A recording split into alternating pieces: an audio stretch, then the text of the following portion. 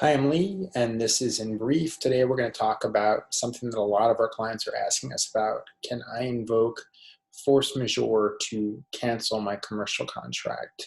And we spoke about this in some detail a few weeks ago in a webinar, but today we're going to really quickly point to three things you should think about if you're seeking to invoke force majeure. The first thing is take a look at the contract and determine whether the language gives rise to a force majeure event or contains a relevant force majeure event. Sometimes the language of a force majeure clause will be very, very broad. Sometimes it will be much more narrow. Moving forward, of course, we can expect that there's going to be language that speaks to pandemic or epidemic in most commercial contracts.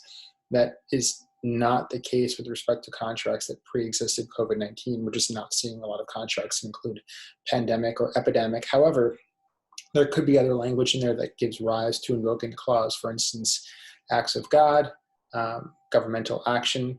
Language like that could, depending on how the courts ultimately come out on this, give rise to invoking the force majeure clause in your contract. Next thing you're going to want to think about is there a relationship between the event, the force majeure event? In this case, that event is either the COVID-19 crisis or the governmental action taken by the state. I live in New York, so there's the New York State on Pause Act here.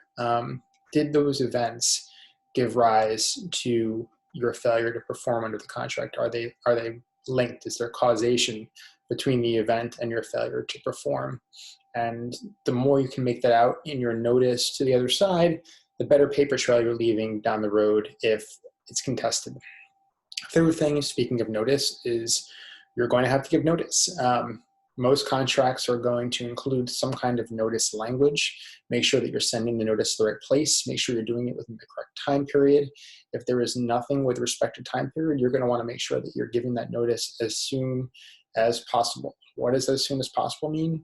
It really depends on the nature of the contract, when services are going to be rendered, how soon you will not be able to perform under the contract.